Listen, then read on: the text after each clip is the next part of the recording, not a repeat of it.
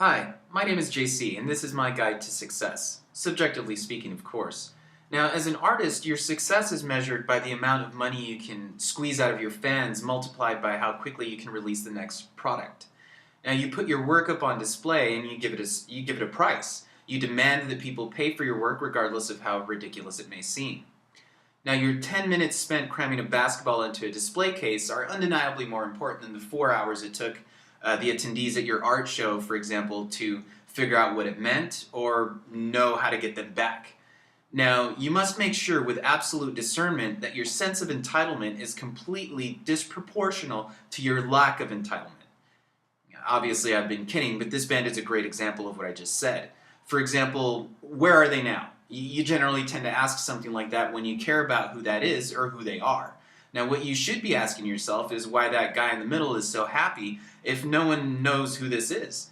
The black bars over the eyes make no difference since this band doesn't deserve your recognition. He could be happy because he has a guitarist that looks like the guy from At the Drive-In. Maybe he thinks he can cash in on that. He could be happy because his band has been labeled a ton of things by different magazines that have fed their ego, but ultimately he shouldn't be happy because he's only the drummer. The other guy with the shit-eating grin on the far left was the real evil behind the band. Now, on the complete opposite end of the spectrum, we have At the Drive-In. These guys are a prime example of hardworking ethic and passion it takes to be successful. These five guys are from my hometown of El Paso, Texas, and what made them successful, aside from a constant and consistent tour schedule, was that they were proud of where they were from. At the Drive-In went from playing house shows in basements to becoming one of the highest respected and regarded bands in rock.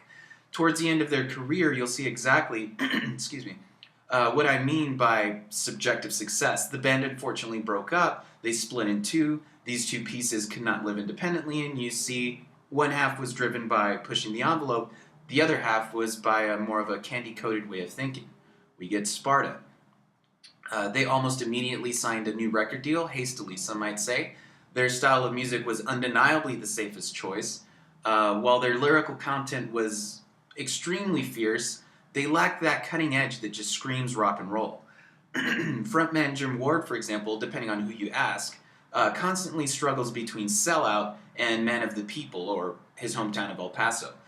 He was once asked by Bono of U2, do you want to be The Clash or do you want to be Fugazi?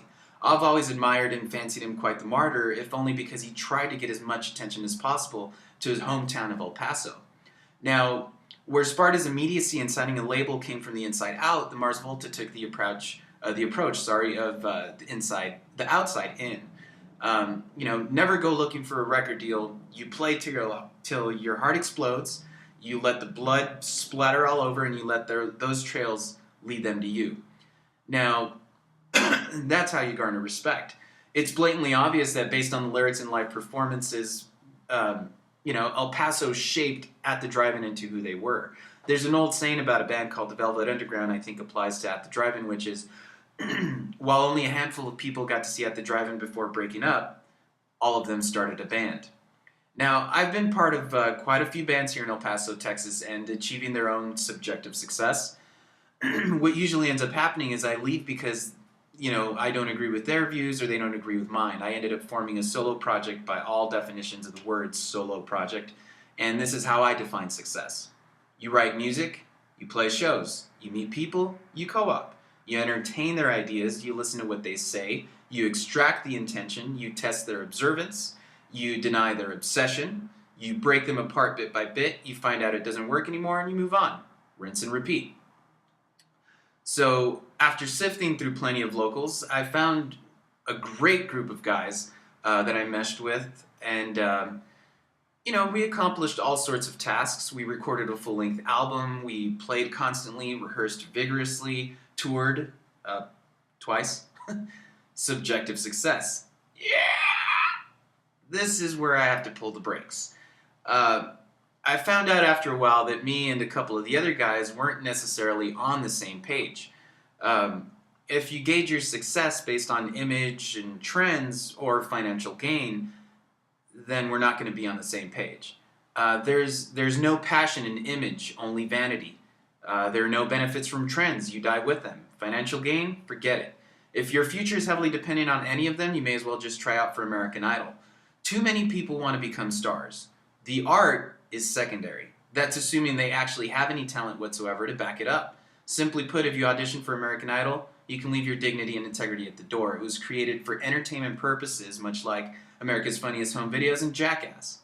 A nice alternative, though, is selling out is a company called Taxi. What they do is basically help pair people whose images are like our friend Sloth here, but have amazing songwriting capabilities. They typically are the ones who write a majority of the songs you hear on the radio, which is another measure of subjective success. Having your music played on the radio, Taxi helps with that. In the extremely rare situation that you happen to have the talent and image to pull it off, like this plowable gem by the name of Taylor Swift, well, then I congratulate you, as your stars have aligned, and you're going to be enjoying writing songs about being 15 late into your 40s.